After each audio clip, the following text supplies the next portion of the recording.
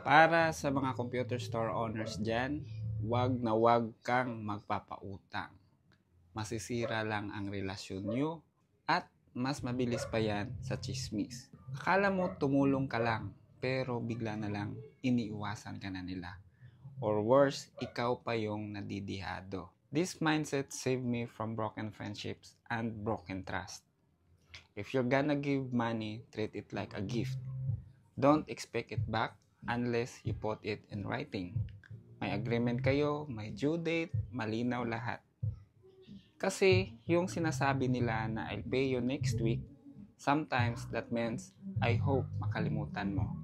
And when you don't forget, you start feeling bad.